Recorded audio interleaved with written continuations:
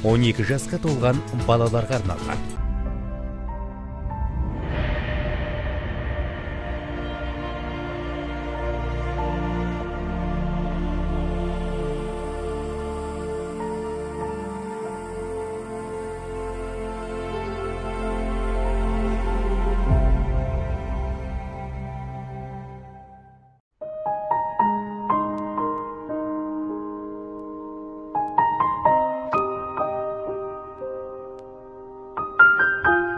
Қымбаттым қасиетті халқым менің, халқыммен жүзім ашық жарқын менің.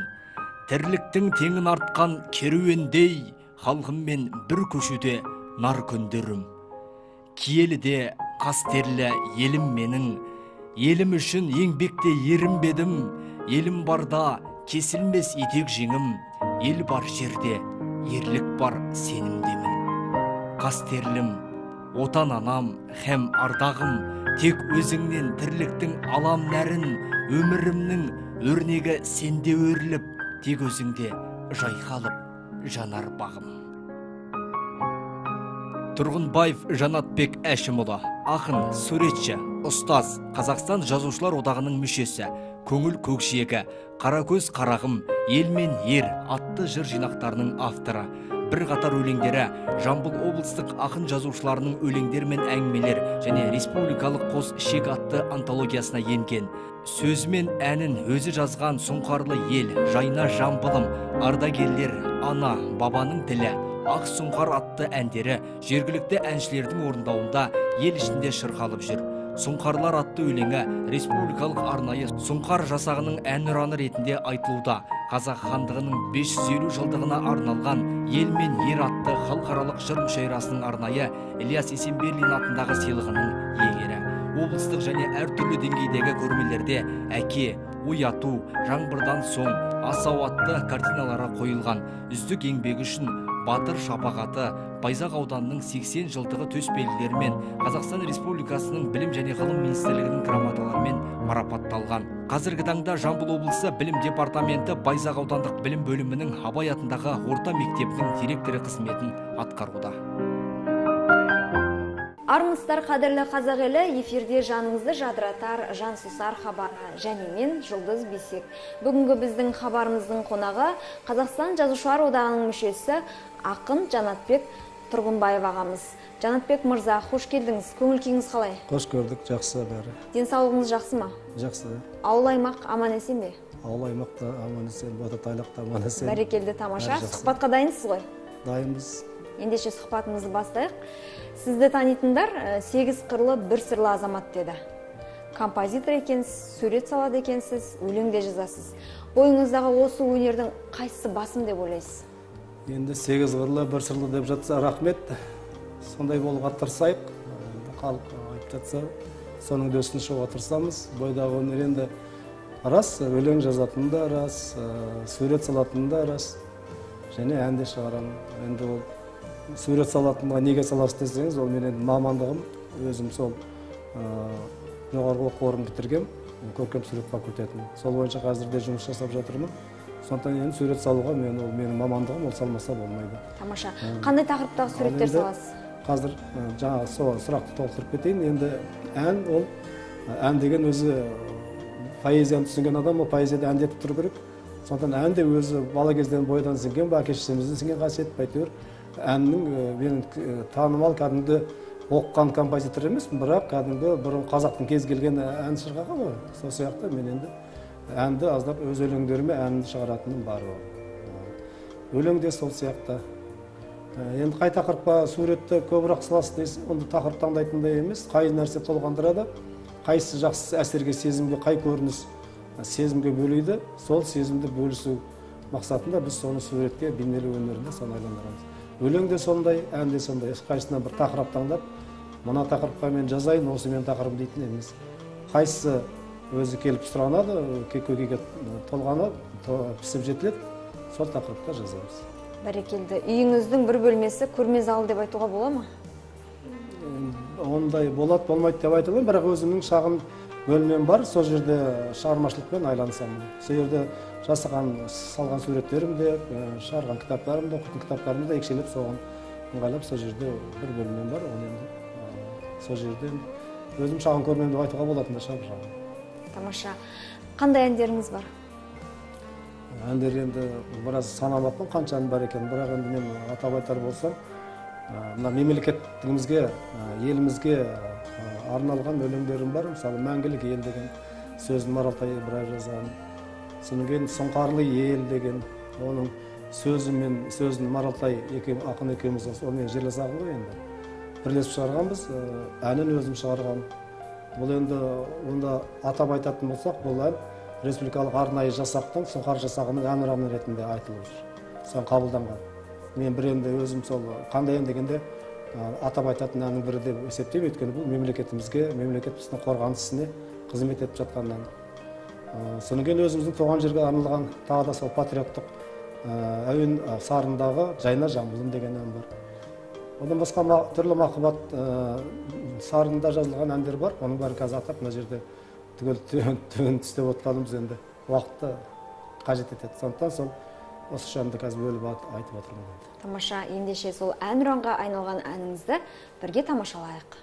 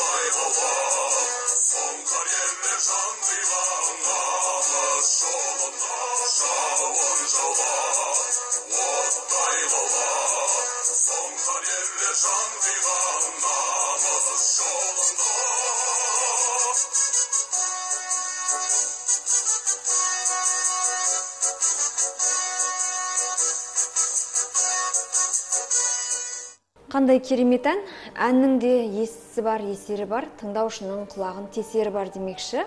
Жалпы қазіргі әндерге қандай баға бересіз? Енді қазір жақсы әндер шығып жатыр. Бағасын жоғары баға беруге болады. Жастардың айтатын өлеңі де, патриоттық өлеңдерде, оның бәріне жоғары баға беріледі. Оны әрине есері бар, құлаққа сіңбейтін, жаңа өзгеше болам деп бір өзінің тамырынан үзіліп қалған, өзегін жоғалтқан бір әндер бар. Оны біз қазір айтып, экран алдында айтып қайтамыз. Бірақ дегенмен ондай әндерге қарағанда жақсы, соңғы кездерде жақсы әндер, құлаққа қонымды, жағымды, сөзімен үйлескен әндер шығып жатыр. Оны жақсы баға беруге болады. Тамаша, өлеңді жанымның серігі дейсіз ғой. Өлеңге деген іңкәрлік қай уақыттан басталды? Енді бала кезден шығар, ерте балалықтан деп айта алмаймыз. Енді сол мектеп жасынан басталды. Ақын болам деп ешкім ойламайтын шығар. Басқаларды қайдам, өзім ойлаған жоқпын. Бірақ енді сол жас кезден, бала кезден балалардың, оқушылардың арасында, мектептегі сыныптан сынып арасында түрлі жарыстар болады. Ол жарыстарда бір-біріне әзіл өлеңдер шығарылады. Сонда жерде өлеңдер шығарып жүрдік. Туған жерге арналған өлеңдер шығарып жүрдік. Енді ол кездегі балаң өлеңдер, бірақ сол кезден бастап алды деп ойлаймын. Сол бала кезден бастап алады. Ұстазыңыз? Ұстазым өмір. Бірақ енді мен қай ақындарды бағалайсың немесе қай ақындарды атап айтуға болады дегенде, өзім таласқа түсетіндей, қандай болу керек, кімнен төмен болмау керек дейтін ақынды да атап өтуге болады. Мысалы, марқұм болған Есенғали Рашонов өте көрнекті ақын қазақтың. Өзіміздің жерлеріміз бар, Алтай, Маңғыстаудан шыққан Светқали Нұржан, бұрынғыларын айтатын болсақ, Мұқағали Мақатаев. Осы ақындарды оқып, осы кісілерден жаңағыдай қарап, сол бағытқа алып жазатынымыз рас. Байқап қарап отырсам, кітаптарыңызды ала кепсіз. Неше кітабыңыз жарық көрді? Көп кітап шығардым деп айта алмаймын. Бүгінгі күнге дейін 3 кітаптың авторы жыр жинағы. Бірақ енді оның ерекшелігі көп жерде жинақ шығарғанда бұрынғы өлеңдерін қоса береді ғой.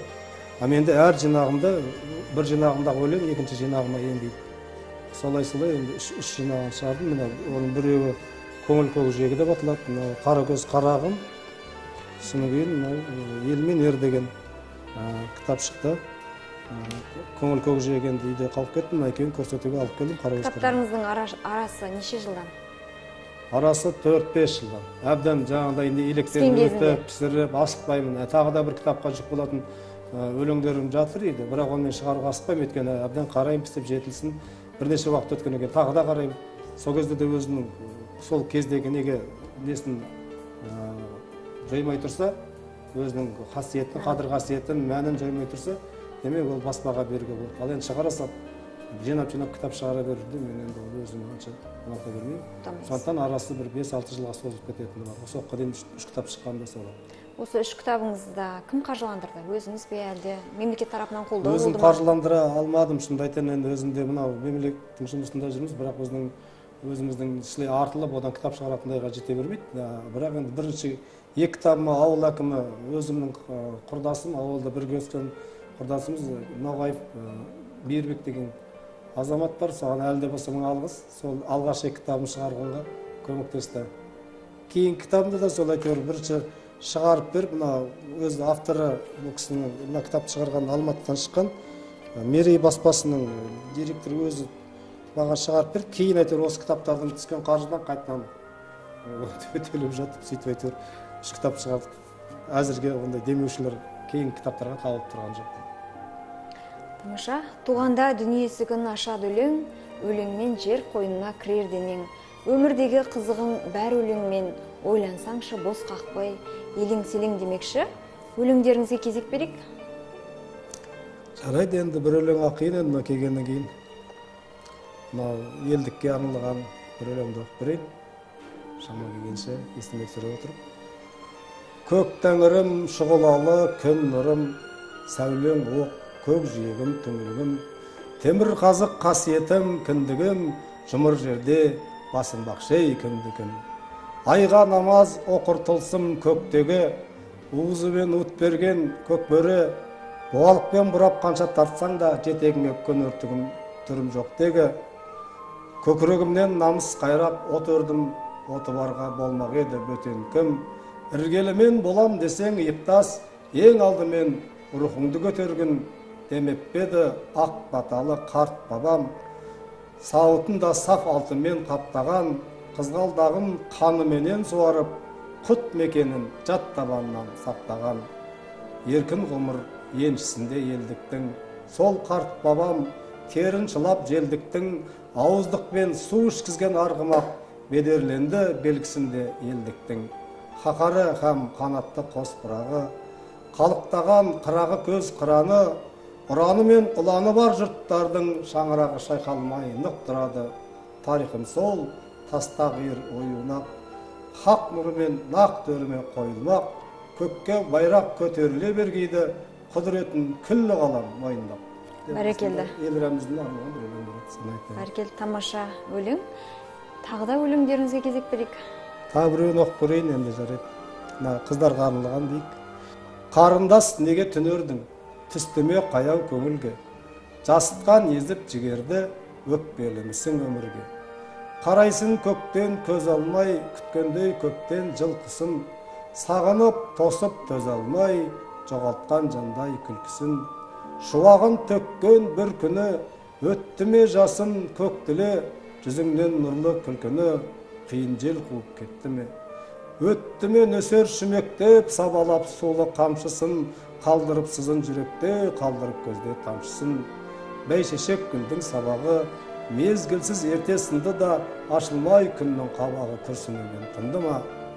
Дегенмен қилы тағдыр бар, қымырандай іріген, ашылған кейін жаңбырдан, әсем ғой өмір гүлімен. Қарындас гүлім түңілме, жинайын мұңнан күй дайым, қаласаң осы бүгін мен жырымды саған сыйлайын. О бастан тағдыр қылыйды, көрмеді-ау деп білінбе, соған көңіл жылыйды, қарындас қайны күлімде. Кінәлай берме жабығып жазғанның кейбір кемдігін, жоғалған күлкін табылып тойлайсың соны сен бір күн. Сөкпегін сөйлей бастасам, бостартқан жіптей шешіле, маңыма жылу шашпасам, жер басып жүрмін несіне. Көріктей кеудем оттемім, лаулаған жалын жүрегім, жүректің сыйлап көктемін жырлаған жанның бір едім. Өзегім толы өрт болып, кетем бе жанып бекерге, дүниеге мынау төрт бөліп, таратсам қызуым жетер ме? Бәрекелді. Қандай керемет өлең? Тамаша. Шығармашылық адамы үшін ең толысатын кез қай уақыт деп ойлайсыз? Толысатын жаспен өлшенбейтін сияқтымын мен бұл жайлы ойланып та көрмеппін. Мен әлі ізден толысқан жоқпын деп ойлаймын.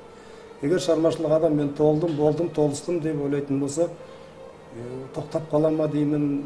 Енді ол толысатын кез әркімге әрқалай да шығар. Мысалы Мұқағали Мақатаев 45 жасында қайтыс болды. Толыспады деп айта алмаймыз. Қандай керемет теңіздей толқыған өмірде шығар. Сол сияқты енді ол жасқа емес, өзі шабытқа байланысты ма толысатын кезде бір келген сол сезімдерге байланысты деп ойлаймын. Сондықтан мен қазір енді жасыма қарап, мен әлі толысып қойдым деп, өлеңде әлі де бала сияқтымын, іздену керек.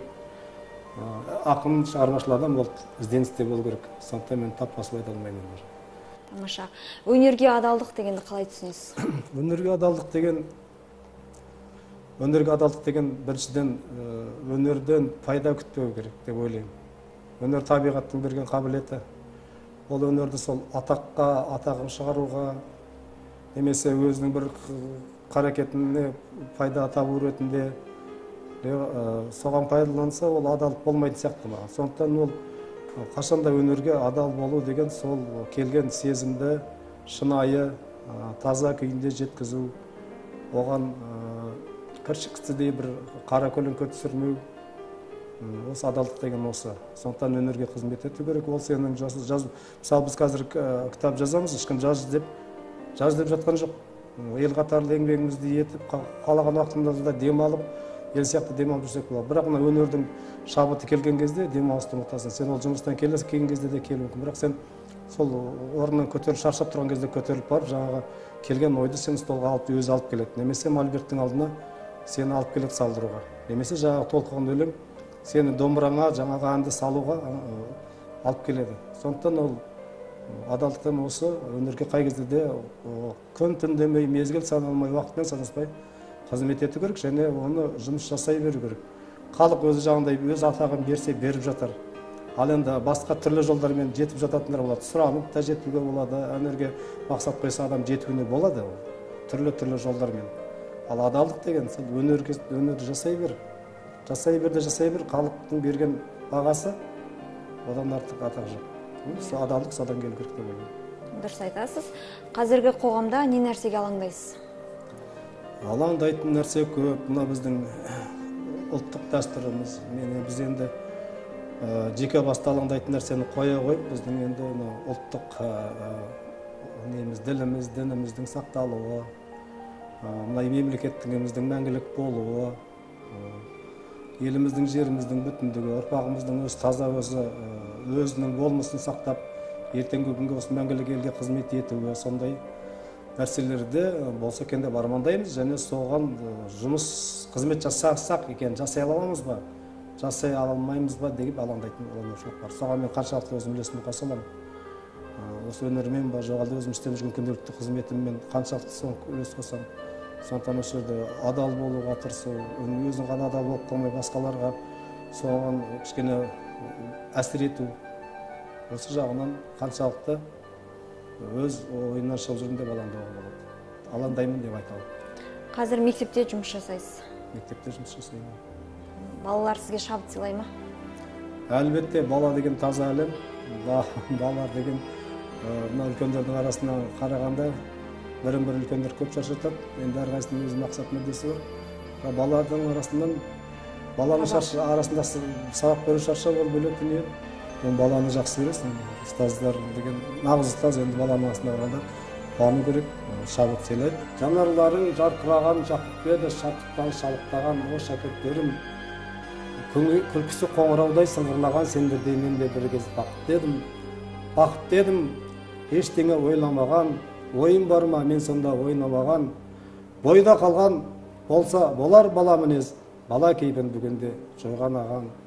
Айдарынан желескен тентектерім, о құлыншы тұлымшаға желп еткенім, сәлеметсіз бе ағай дегенді естіп, сездір ме сезімнің селт еткенмін, кетті-ау деп бала күнім, астында ашқан жылдар қанатының.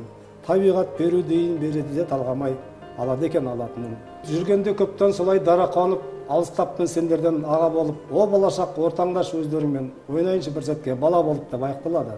Тамаша. Бір арман, бір өкініш, бір үміт.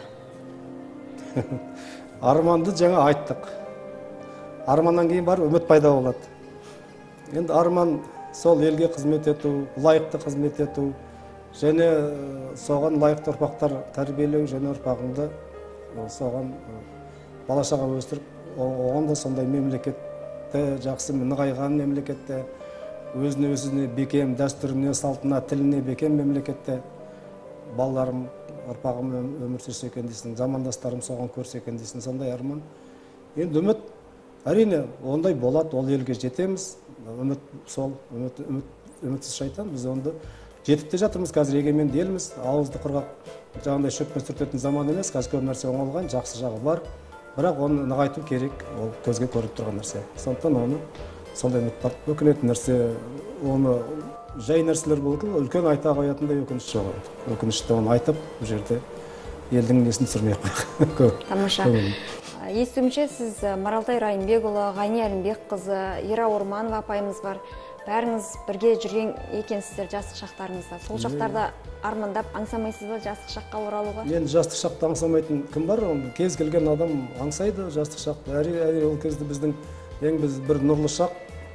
Ғайни Әлімбекова, Маралтайда ол кезде жас балаң ақын. Осы жерде бәріміз қатар өсіп, біздің де ол кезде дәл осылай шашымыз ағарып тұрған шамалы, ол кезде біздің де шашымыз бера-бера, балаң мұртта көзіміз жайнап тұрған жас едік. Осы Жамбылдың көшесінде талай, ол кезде Жамбыл ғой, қазір Тараз болды. Талай жүріп, бірімізге өлең оқып, Ира Орманова. Сол кісі де арасында бізге қосылып өлеңдерін оқып тұратын, шабыт сыйлап тұратын, сөйтіп жүрген кездер болды. Ол кезде әрине тарихта қалып кетті. Қазір анда-санда еске түсіріп, еске алып. Енді бәріміз телефон байланыс арқылы кездесіп қалғанда да әңгімелесіп тұрамыз. Қазір Ғайни Әлімбекова өте жақсы біздің ақын қызымыз, қазақтың ақын қызы. Маралтайды оны айтпаса да түсінікті, бүкіл халық, алаш жұрты біледі, қазақ халқы біледі. Міне сол азаматтармен бірге жүріп, қоян қолтық жүргеніме мен өзім бақытты санаймын, және аңсап ойлаймын ол кезде.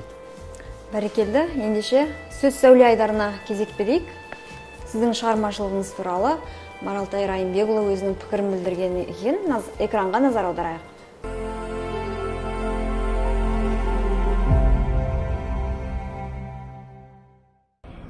Жанат Торымбай екеуміз біз қанша жылдардан бері осы қатар қанаттас, сабақтас келе жатырмыз.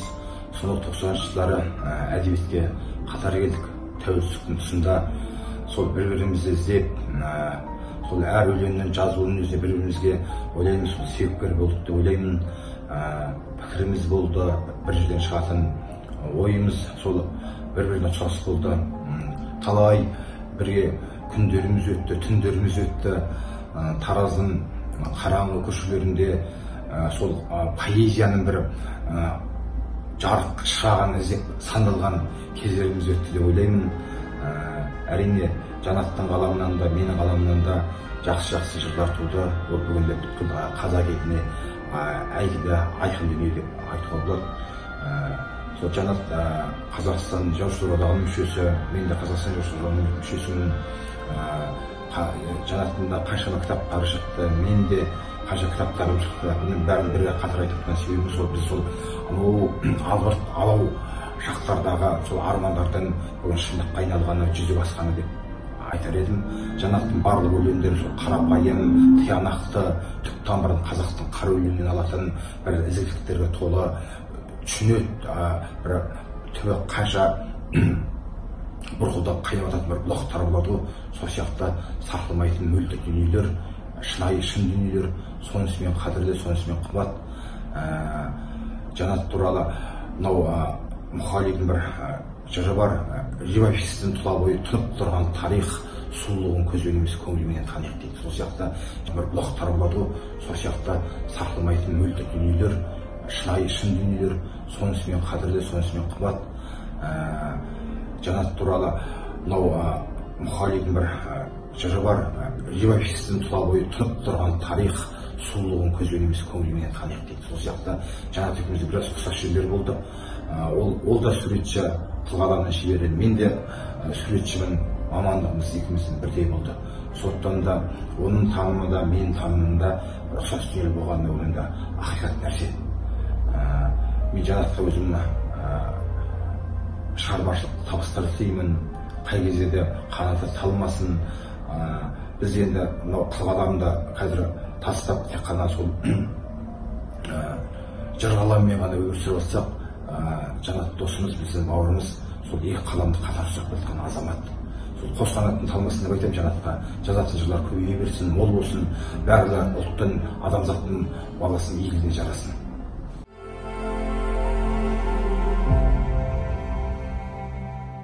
Сұхбатымыздың соңында Әулие-Ата жұртына айтар ізгі ниетіңіз болса тыңдауға әзірміз. Әулие-Ата менің туған жерім, киелі мекенім, топырағына дейін, қиыршықтасына дейін сүйіп қастерлейтін, әрбір талын, әрбір гүліне қарыздар сезінетін менің туған мекенім ғой. Сондықтан Әулие-Ата жұртшылығына мен әрдайым біршіден бейбітшілік, ынтымақ, тыныш, бақуатты, бағдәулетті өмір тілеймін. Заманымыз тыныш, аспанымыз ашық болсын дейміз. Бас аман, бауыр бүтін болсын дейміз. Елдің, жердің өсіп өркендеуіне әр азамат өзінің мен не үлес қостым дейтіндей санамыз өссін дейміз, халықтың санасы өссін дейміз, көзқарас кішкене қалыптассын дейміз. Сондай жақсы тілектер бар енді. Бар жақсылық жанынан табылсын еліміз. Мен айтқаныңыз келсін, Жанатбек мырза, бүгін алтын уақытыңызды бөліп, әдемі әңгімелер айтып, өлеңіңізді оқып бергеніңіз үшін сізге алғысымызды білдіреміз. Аман-есен жүріңіз, шығармашылық толағай табыстар тілейміз. Осымен Қазақстан Жазушылар Одағының мүшесі ақын Жанатбек Тұрғынбаев мырзамен болған сұхбат соңына жетті. Бағдарламамыздың соңында Жанатбек Тұрғынбаевтың әнімен сөзіне жазылған «Жамбылым, жайна жамбылым» әнімен хабарымызды аяқтаймыз. Қой үстіне боз торғай жұмыртқалаған тыныш та бейбіт заманда бақытты да бақуатты ғұмыр кешуімізді Раббым нәсіп еткей.